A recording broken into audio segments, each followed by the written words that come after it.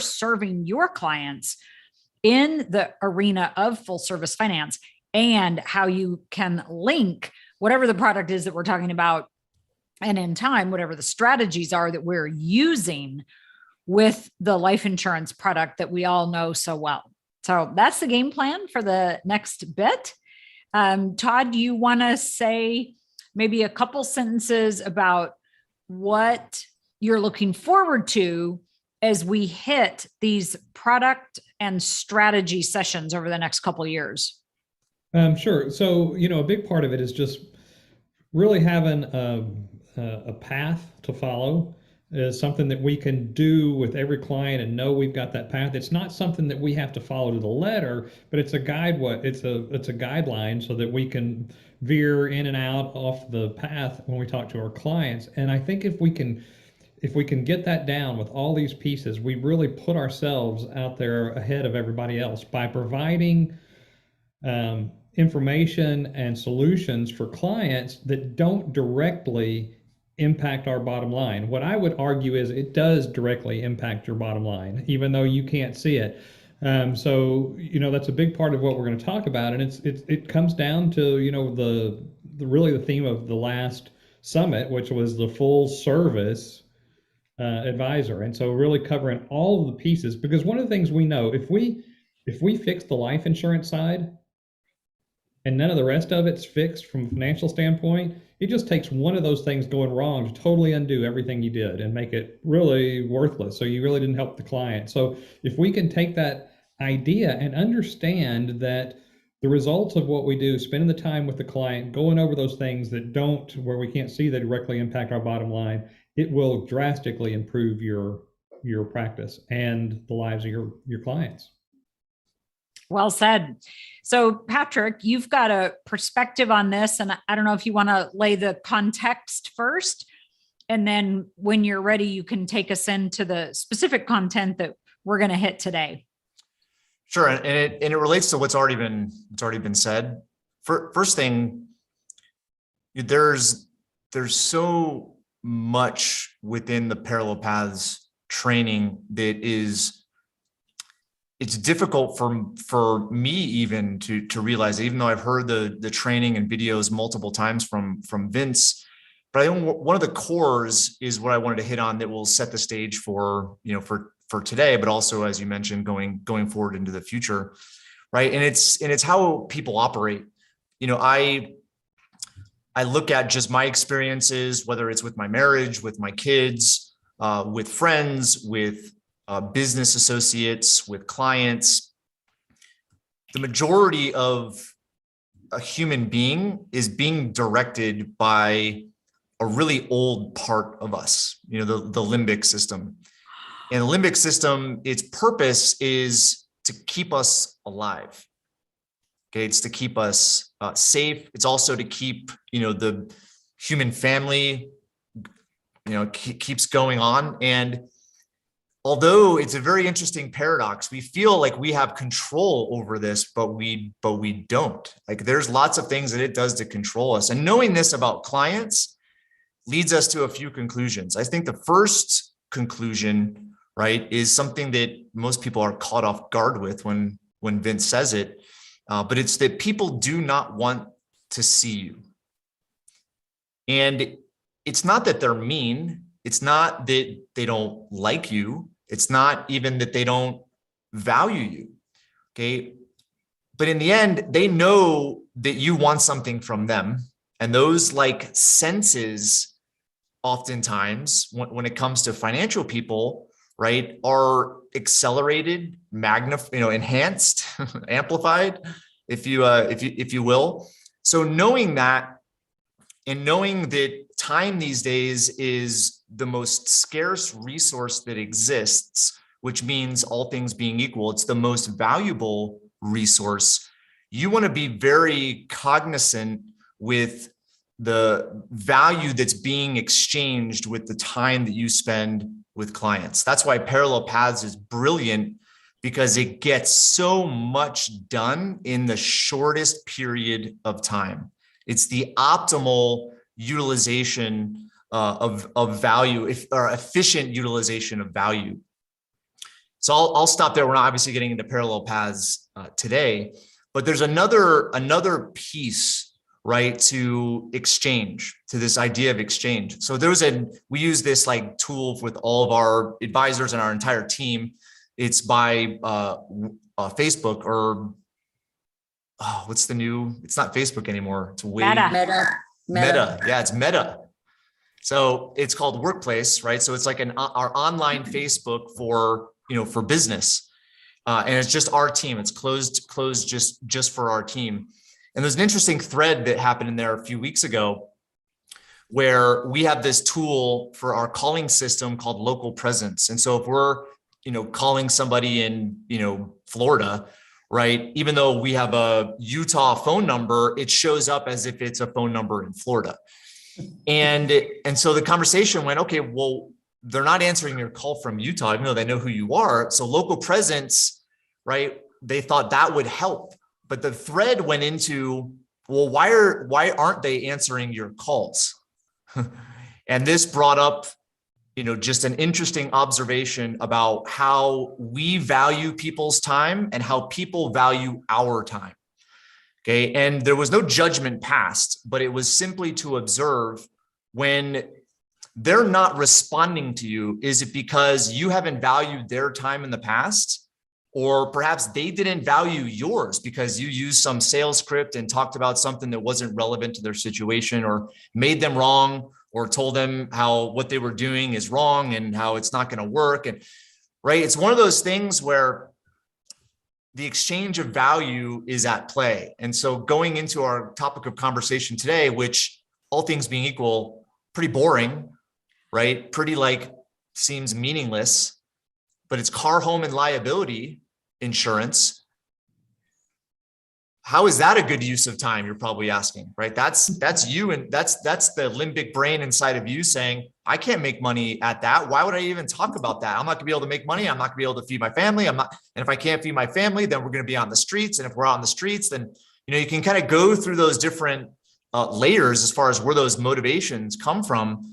But car, home, and liability, I think, is profound on a few levels. The first level I would say is it's good. It's a exchange of value that is goodwill in nature. And what that means is one of the senses that people have, whether we like it or not, it's again, that part of the limbic system, is they don't want to meet with us because they think they're going to get sold something. Okay. So car, home, and liability is a way to have a conversation of value, right? Where you can exchange information, something that they likely have not heard of before.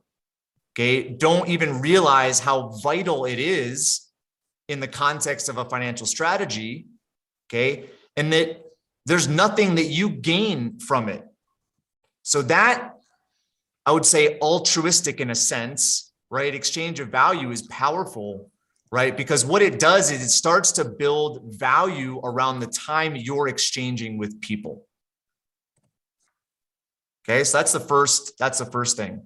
Now, second layer, that was the first layer. Second layer is the nature of car, home, and liability. In the studies that we've done specifically with the use of life insurance as it relates to a financial strategy, what people are really looking for at the core is certainty. That's one of the 12 principles of prosperity that we talk about. Okay, certainty is so powerful because, again, this goes to the limbic system. People want to feel safe. They want to feel protected, right? Or if it's male in nature, they want to protect. Okay, their job, especially if they have a family, okay, and a spouse, is to protect. Even if they don't, they still have that instinct, right? So that certainty principle is vital, right? I'm not going to get into the insurance side of things, but car, home, and liability sets the conversation up so that you can speak to that principle with products and services that there is a monetary exchange.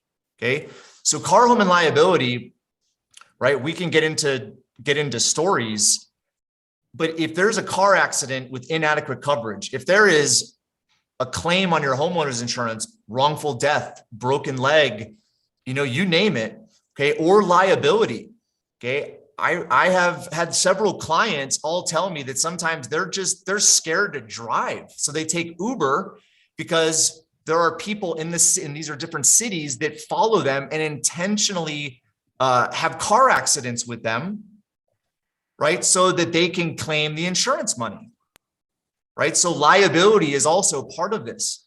So again, what this does is it sets them up to see that these are real fears that they may not be consciously aware of all the time, but unconsciously it's there.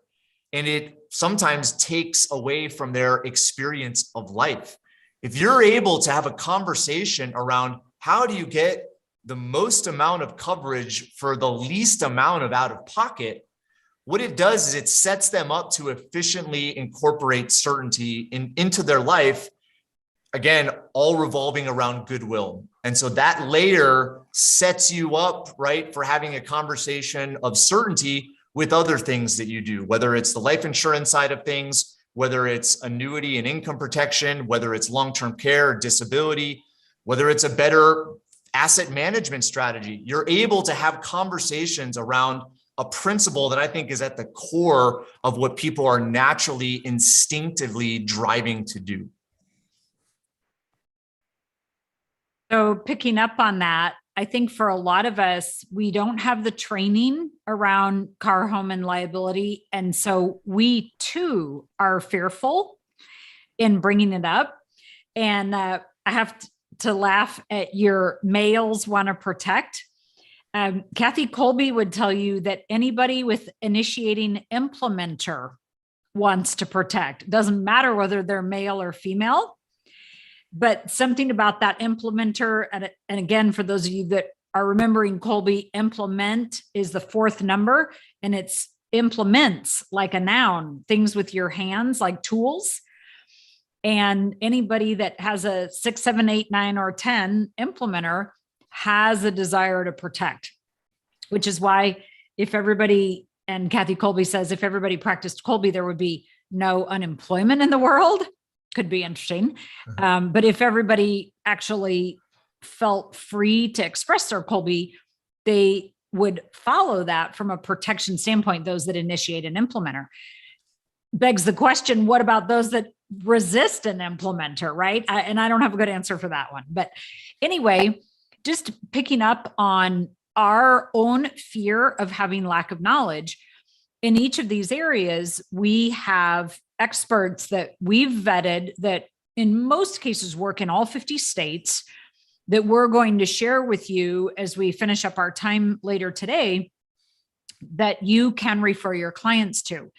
Nevertheless, you want to develop a conversation that you can have. Patrick used the term goodwill. I'm going to use how I put it, which is a give first mentality. And that is to find a way to give first in a meeting. And giving first or providing goodwill enables you to do so when in many cases there is no remuneration that comes back from that. So you're truly giving first. You're truly providing value in a way that you do not expect anything at all.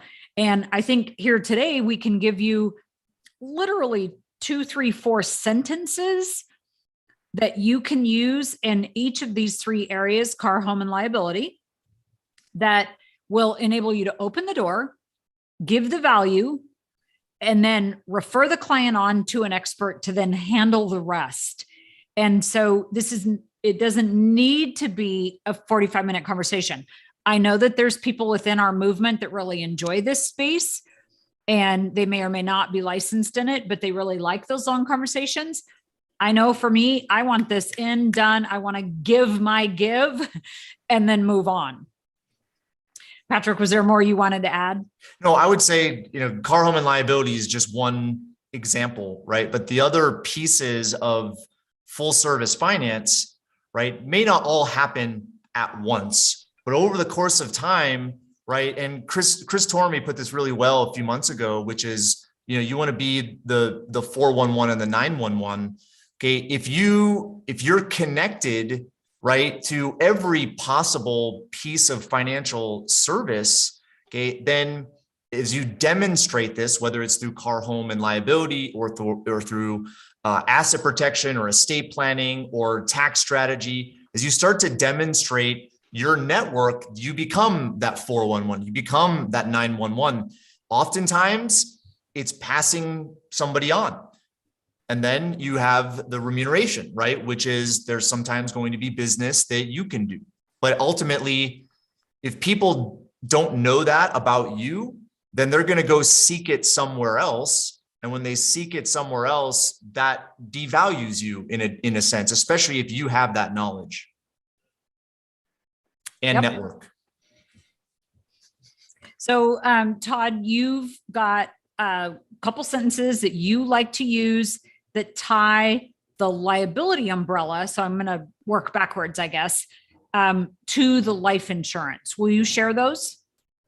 Yeah, I think one of the basic pieces is what we're selling to people with life insurance and trying to improve their life is something that's hard for people to get their head around at some level. And the industry has a bad reputation by the way they have tried to do that over time versus real concern for their clients.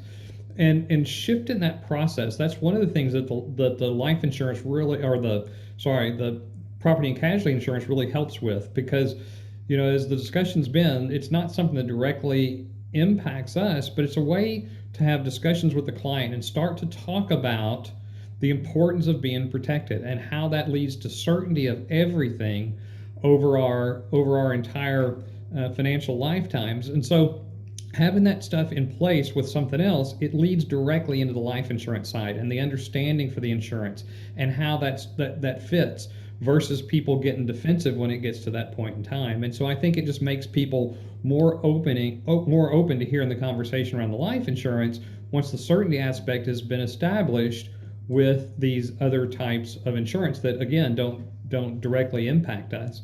You know, one of the discussions that the three of us had a little while ago, and just talking about what insurance does, knowing certain things are certain, and what it does to mindset and our ability to think clearly and create more and all those kind of things. Well, you can't really put a price tag on that. It's a difficult concept, but it's a very real idea, and it's something that definitely impacts everybody. And when we have certain things that we can get out of our head because we know they're taken care of because the right insurance is put there, it does a couple of things. Yes, it frees us from a mental aspect, but I think there's something also really tangible that you can put there, and that is if we don't have that insurance, car insurance, homeowners, liability insurance, what is our option? Our option is only to store huge sums of cash in a place where it can't earn any money, right? In order to protect against that. And so you have people socking money away in checking accounts at 0% because they're not well covered in other areas, because they need to know that they can reach in there and grab that, versus being able to free that money up to actually do a better job elsewhere. And so all those things play a huge, huge role in again, our thought process, but directly to our finances. So getting the property and casualty in the proper order is hugely beneficial. And just to add to what Patrick said about expense, and I think that is a key piece in the early conversations, is to talk about, why is it, Mr. Client, that you don't have all the insurance in the world on your homeowners or your liability or whatever else? And the ultimate question is going to be cost, right? Okay, well, what if, Mr. Client, if we could shift some things around? Are you really gonna have a claim for a couple $100s on your car? Are you going to turn that into the insurance company, know what the results are going to be? Well, no. Then why do you have a deductible that goes to $200? Why don't we push that to the other side? Why don't we push our deductible limits up and grab some liability for that savings on the premium on the other side? And that's what's really the critical piece. And if we can start to show our clients that that's the kind of work that we do, that we're able to efficiently give them more coverage, more bang for their buck, then that, I think, leads right into the rest of the advising that we do with the client. So just to restate this, the action, I guess, that Todd is recommending that the clients do is to raise deductibles on car and home insurance And that will then lower premiums, which then will enable them to purchase liability umbrella insurance that they may either not have at all, or what they have is too low. And the piece that I wanted to bring in, and then Patrick, if you want to share a little bit more, and then we're going to get you guys in small groups and let you share how you all are discussing this property and casualty space with your own clients. But the additional piece that I wanted to bring in is I love bringing up the question, do you know what your maximum liability coverage probably is? And I say, I'm not licensed in this area, so I could be wrong, but no client that I've ever met knows the answer to that, what your maximum coverage in the liability space is. They may say, oh, well, my homeowners, I have $500,000, or my liability umbrella is $1 million. Oh, great. Well, do you know what your maximum is? And the way that I've been taught this, and I don't even remember where I learned this, it's been so long, is on the liability side, it's 1 times your gross worth, not net worth, gross worth. And so that opens a door for them to start thinking about those larger dollar figures, which then will come into play when you have the human life value discussion, where especially for older, wealthier people, their human life value is 1 times gross worth. It's not necessarily a function of income when you get into the larger estates and the older people. And even if it is a function of income, those numbers are still going to be fairly tied, because I'm fairly certain, and I'll admit I don't know the answer to this, that if you looked at liability from an income standpoint, that it would have a similar correlation. So that'll be a fun question for everybody to debate. And maybe somebody knows the answer. I'll be curious to hear. Patrick, anything you want to add before we get into some small groups? Yeah, those are good comment slash question as far as what you can speak to without being licensed. And this is where I would say the parallel paths conversation comes in, right? Because the ultimate goal of the parallel paths is, would you rather have a 50% chance of getting to 100% of your goals, or would you rather have a 95% chance or 100% chance of getting to 95% of your goals? And so the idea is, protection in general, liability in general, and how to mitigate that, but also how to be efficient with it. And the fact that you educate and teach them about all of this, they may not do anything. They may not increase coverage. Okay. At the same time, it's, I would say, a responsibility of an advisor, right, to at least have the conversation. And again, I believe that there is value there because of goodwill. Yep. And most of us. Go ahead. I was going to say, I think it helps the client be able to know what kind of questions to ask the agent when they go and actually have that side of it done. Because one of the downsides, and this is not to knock the property and casualty agents, but they're stuck in a spot where everybody's dealing on price. Hey, what can you get my car insurance for? So what they're forced to do is reduce coverage in order to compete with premium. And so we're helping with the education process that a lot of times the agent can't get clients to sit through, and it's coming from the outside. So I think we can really help our clients help their P&C agent give them better coverage. Yep. The other tie-in to parallel paths is, this is where you're able to say to the client, I'm not pitching a product. Yep. You're able to be a generous listener to the client. Really well said. Thank you, Janet. So Elizabeth, why don't you go ahead and share our resource for everybody of somebody that, what was the comment, a progressive P&C agency? I thought that was great. Thank you, Scott. So we're not connected to this guy at all. You all use whoever you're comfortable using. Many of you have developed your own contacts, and we want to help you practice in more states than where you live. You don't have to get to 50 like a lot of us are, but we want to help you expand your practice. And so it's valuable to have somebody that's not just for your local clientele. And so we have a name and an email that we will give you that is somebody that can work nationwide over the phone, the web, the Zoom, the however you want to do it, with you, without you, supporting you all the way, and does not deal with the life insurance at all. So thanks, Elizabeth, for sharing that to everybody. And then let's get us into groups of 2 or 3. And what I would like you to cover is how you share the property and casualty, so car, home, and liability information. And if you don't share it at all, you too can be a good listener. It's always good for us to practice good listening skills, right? 2 ears, 1 mouth. Remember the order, or the percentage, I should say. And so you're going to share how you like to share your Give First in this space. And if you have somebody that's very good at this that you would like to refer to your small group, that's equally beneficial. Patrick, anything you wanted to add to that? Nope. Okay, Elizabeth. Maybe, and if you're not, maybe if there's a little additional time, like how are you giving first, right? How are you creating goodwill as part of the conversation, right? So that clients, people are valuing the time that they spend with you. Yep. Awesome. So Elizabeth, if you would, groups of 2 and 3, let's go 4 minutes each. So she'll let you know at the 4-minute mark and the 8-minute mark. So for some of you, if you just have 2, then you've got a little bit of extra time. We'll see you on the other side.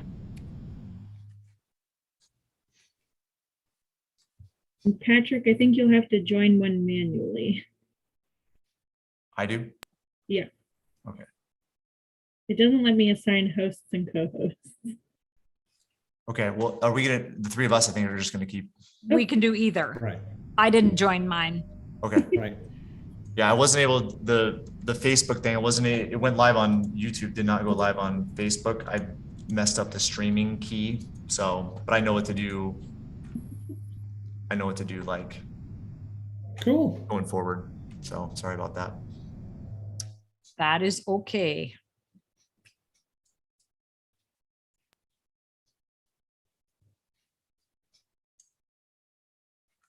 Cool.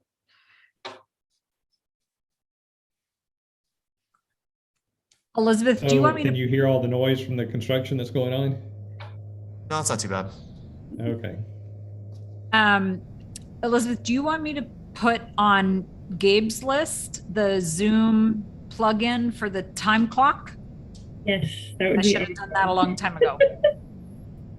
probably. Yep, can do. And Todd, just so you'll know, Gabe has the beta for TC set Cool. for in an hour.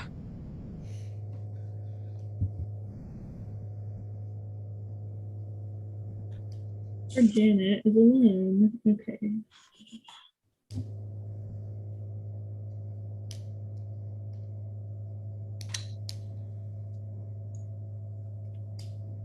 How do you think that went? Good. Todd, What's that? Yeah. how do you think it went? Yeah, I think it's really good info. I think if people understand it and grasp it, I just think while it's so simple on the surface and easy to skip over, I think it can totally change the effectiveness of your conversations with your client. And it does not take long.